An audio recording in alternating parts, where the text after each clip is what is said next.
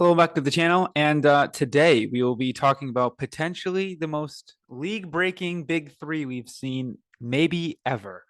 Um, the rumor, right, that we saw from Chris Haynes, I talked about it a few times, was the idea of the Mavericks acquiring LeBron James and re-signing Kyrie Irving, making a big three of Kyrie, LeBron, and Luka.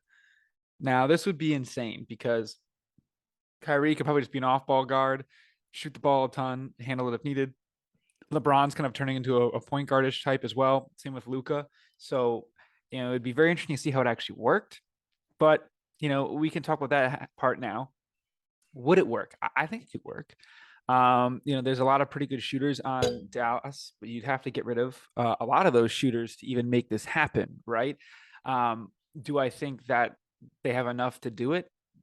Yes, there's always money in the banana stand, as they always say. I think they could do it. I mean, here's the trade I have here, right?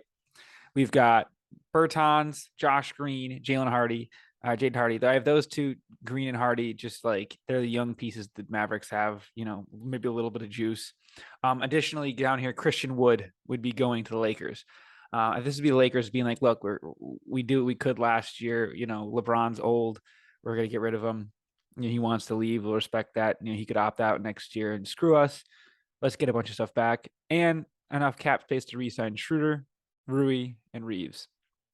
So you're going to build around AD. We saw AD was very good at times, obviously injury prone, but at times he's unbelievable.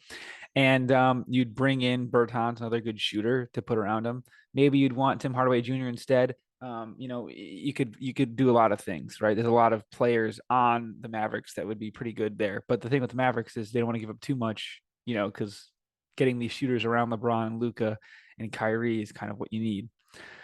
Additionally, they'd get pick 10 and picked 2027 unprotected, and then the best of three swaps. So you'd get three swaps, and the Mavericks would do swaps, and I think they'd offer that, so they would have at least some sort of assets and ways to add players. Then they'd bring back Kyrie. And people might be like, wow, the Mavericks are really giving a lot for an old LeBron. I think in addition to LeBron, right, you're going to get a more well-behaved, I don't even know if that's the right word to use, a more active and like happy Kyrie. And I know you shouldn't be like appeasing a guy like Kyrie, says a lot of people. I disagree. I think Kyrie's like a top 10 player in the league when he's on, which is not very often anymore. But if he's happy and will play and you get him for every game, he's well worth the max contract. That's a big if, obviously, but I think that it could definitely be a thing that happens. So this is the trade I have here. I have another another tab here, talking about just showing the assets that the Mavericks have, right? Christian Wood's a good piece, but you probably got to get rid of most of your good pieces to get LeBron. That's kind of the problem. Maxi Kleba, Reggie Bullock, Bertans, and Hardaway. Those are four unbelievable three-point shooters. And you're going to want to keep as many as you can to surround these guys. So, JaVale McGee and Dwight Powell, good center options. JaVale McGee might actually work on this team. I know they're talking about maybe getting rid of him for a veteran wing. Him and like pick 10 for like Bogdanovich to the Pistons has been kind of a rumor. But if you get that sort of team and that sort of assets in LeBron, a guy like JaVale McGee kind of becomes more useful now. So he would probably stay for that. And then in terms of picks, they don't got much. They've already given away a few picks to Brooklyn for I think it's 2024 and 2020. What?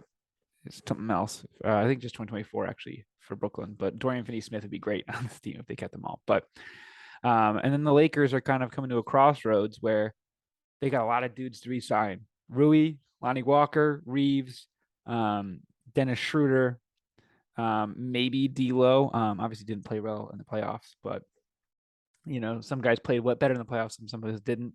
Kind of got to figure out how that works.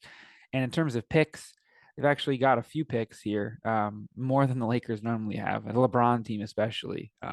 So they have what they could trade. I don't even think any of these picks technically because of the stipend rule, but they've got some draft capital. Do they go full rebuild and trade AD and LeBron? It's funny because the one team that's interested in trading for AD is the Mavs.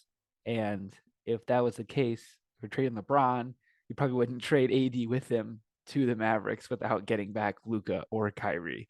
So unless you'd get Kyrie for both of them, I would do that if I'm the Lakers, as crazy as it is. But let me know down below what you think. Would this actually work? I think this would be must-watch TV.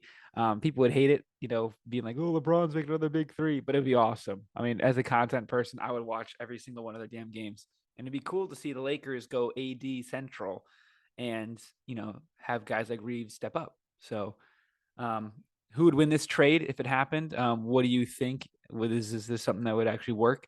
Who else would join the Mavericks? Would you get a guy like Draymond Green opt out of his player option and sign a 1-year deal with the Mavs, just kind of see what happens? I think that'd be pretty cool. So let me know down below what you think, and please like and subscribe, and we'll see you next time. Peace.